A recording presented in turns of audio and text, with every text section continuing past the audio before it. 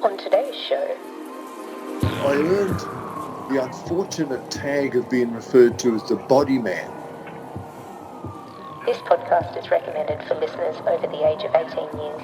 It contains content that some may find distressing, including but not limited to themes of death, abuse, violence, murder, self-harm and missing persons. Welcome to What Are We Looking At? A podcast about the true crime cases of retired detective Valentine Smith. I'm private investigator Samantha. So Val, tell us about the body man. When I look back at my police career and I look at when I first started, I had the benefit of 2 or 3 years in the Air Force Police.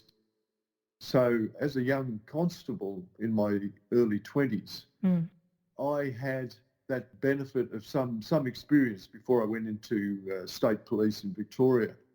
And I'm going to be careful here. I don't want to name people and I don't want to name particular towns and things to identify people and cause any sort of unnecessary embarrassment. In this particular case, I'm going to go back to what would have been my mid-20s. I earned the unfortunate tag of being referred to as the body man. That was because I seemed to, almost every time I went to work, I seemed to be involved in tragedies and death. And I'm going to talk about, wasn't the first death I went to, but certainly the first in this particular area where I was working.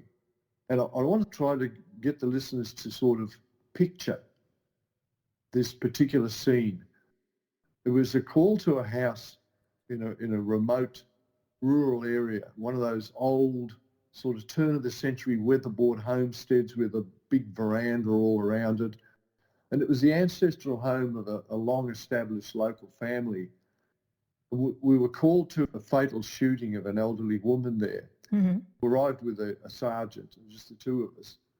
And the sergeant was a uniformed sergeant. He had no detective experience, and certainly I had no detective experience. And the interior of the house was neat and clean and without that clutter of excessive furniture or unnecessary accumulated stuff that we have in these days. And I sort of paused to enter the hallway from the kitchen. It's a pretty sort of a gruesome sort of scene, but I noticed a river of coagulated blood that was leading from a bedroom door. The blood opened up into a sort of wide delta of red, and it stopped abruptly against where the kitchen linoleum joined the wooden floor. And I carefully followed this blood trail, and it went into the bedroom.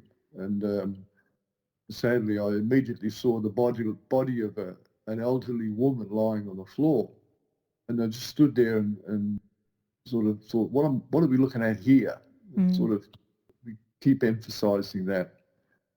And I just slowly looked around the room, and I noticed a rifle standing upright out of a dressing table drawer. It was very sparsely furnished, a dressing table and a bed. And that was basically it. Window was closed, locked with those butterfly latches. I looked, and the source of the blood flow was coming from the clump of matted hair at the top of this lady's head. And I sort of squatted down closer, and I could notice that there was light pin spraying of blood around her nose and surrounding face, as well as a smaller trickle coming from the side of her mouth. And it was accompanied by more spray and some unburst bubbles. And I made notes, and I sort of considered that the spraying was an indication that she had probably been breathing for a short time whilst lying on the floor. And looking closely at the top of her head, I could see that was probably the commencement point for the blood. Well, it was.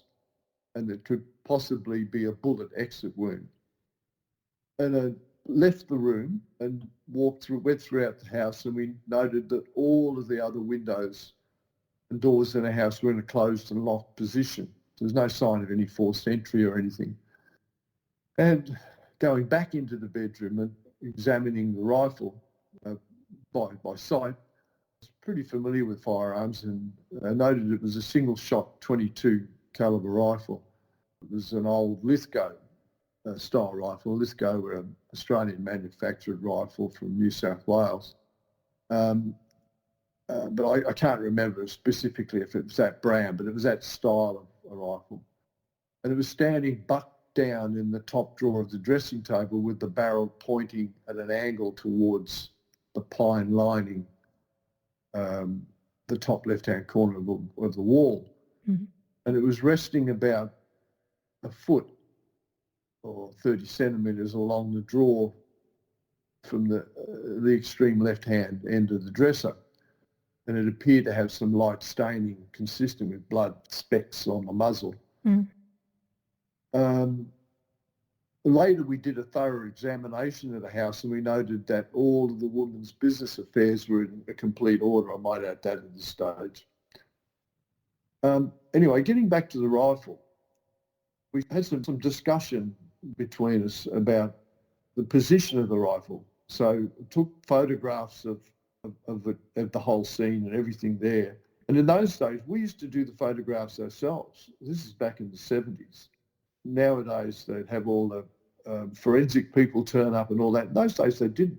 Mm. There was a station camera, which was an old NimmihssiK camera box type thing, and used to have to sort of get it level and take the photographs yourself and take the rolls out and send them off to photographics to get them developed. The uniformed police did that. And we used to collect all the exhibits and things like that, did all that ourselves. And anyway, I took all the photographs. I noted the present position of the leaning rifle and I made a small chalk mark on the edge of the drawer where it lay. And with a gloved finger, I gently moved it to an upright position without moving the butt in the drawer. And then I sort of motioned as if to put my mouth over the barrel, and with a hand with the trigger guard, I simulated firing it and letting the rifle go. And the rifle slid upright along the drawer to stop in exactly the same position directly at the chalk mark. Wow. So I then took all the measurements of height of the drawer to floor, barrel length of rifle, and distance of muzzle from trigger. And these, along with a number of other measurements, were later forwarded to the forensic pathologists in Geelong, the body, of course. After that, we then pulled apart all of the woman's business affairs, and they were in an incredibly detailed and got everything in complete order.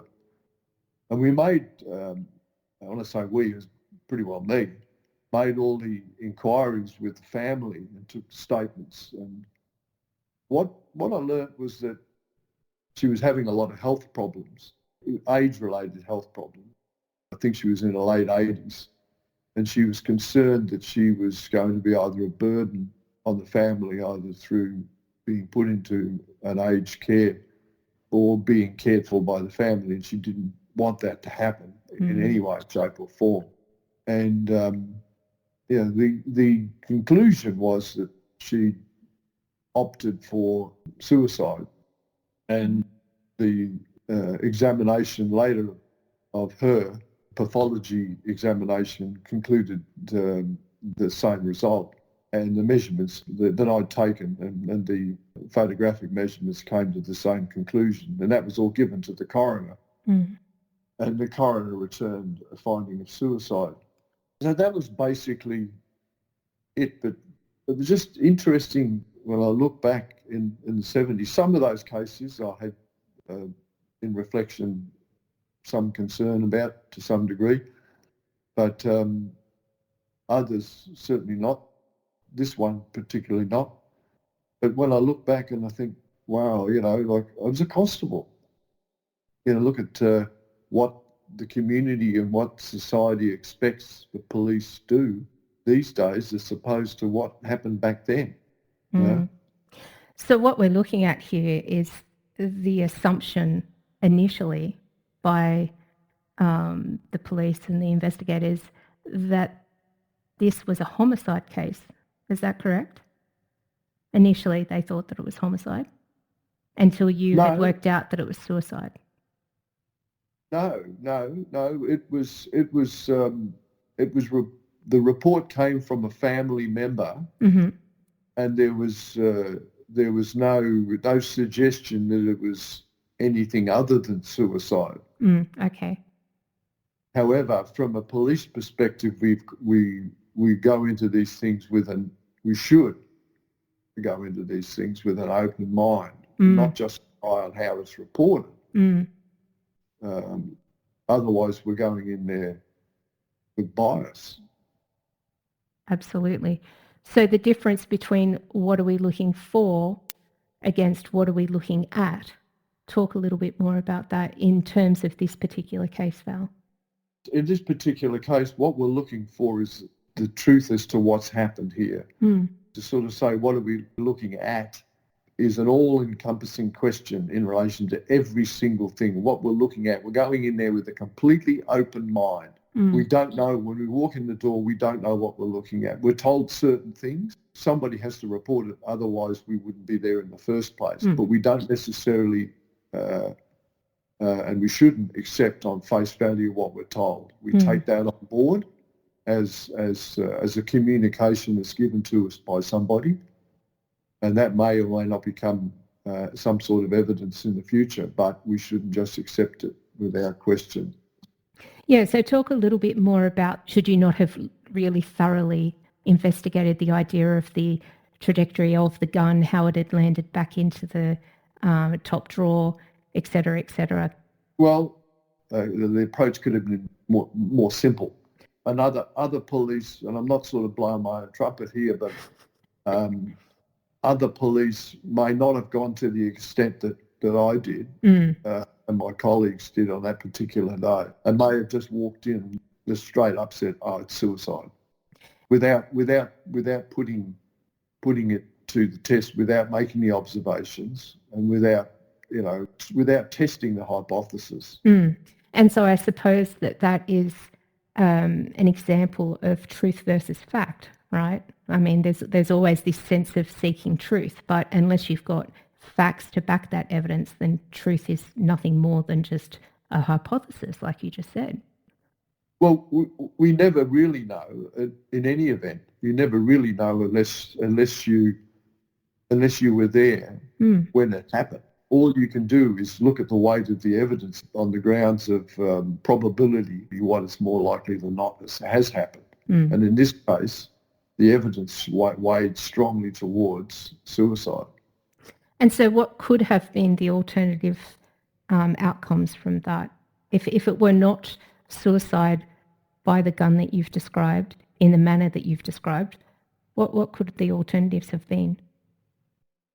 In an extreme, very unlikely possibility, at the other end of the scale, always that someone could have gone to an extreme length to have staged what occurred. That's always possible, but in this case, highly unlikely. There's no evidence to suggest that whatsoever. Everything was weighted towards what was deemed as happened by the coroner.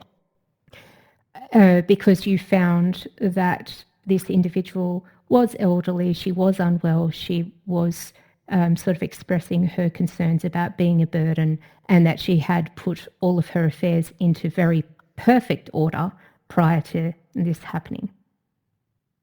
That's correct. Yeah. The suicide especially, what it does do, this in every case that we look at like this, it highlights the risks involved in jumping to the conclusion that a case is a suicide. And as you've pointed out, such involvement from forensic scientists at crime scenes. In the modern world, we have a little bit more of an advantage, I suppose, because we have these specialists that really know what they're looking at. And when you have a whole team, you can corroborate your findings, and that sort of like backs up the theory even more so. And so it really was dependent on really good police work, which clearly that happened in this particular case. That's right, Sam. I was looking at an American case, a very famous case, and the success on that one, which was deemed as a homicide, was reliant on the benefits of having technology, telephone technology and CCTV. The suspect in the case was using the victim's credit cards. Well, when we go back to the 70s, there was no mobile telephones, no CCTV, and there wasn't people running around using other people's credit cards. So, I mean, there's three avenues of inquiry for the detectives in this day and age that weren't available 50, 60 years ago. Yeah. So, yet we still made arrests and still got convictions and closed cases using different ways of investigative thinking. And that really does sum up the idea of what we're looking at in terms of really expanding that thought process initially in a line of inquiry, really pushing past things that are obvious and delving deeper and beyond that. And I suppose that's what really makes a standout cop versus one that's, somewhat mediocre. That's why we never stop learning. And I said to somebody the other day, I said, I wish I had the energy and brain capacity that I had 50 years ago and the knowledge and thinking that I have today. I mean, you have all these wisdoms now, don't you? And that comes with age, and that's not nothing. If you or someone you know has found this content distressing and needs support, please contact Lifeline, Beyond Blue, or the Suicide Callback Service. For more information about who we are and what we do, please visit www.missingsinaustralia.com.au. Till next time.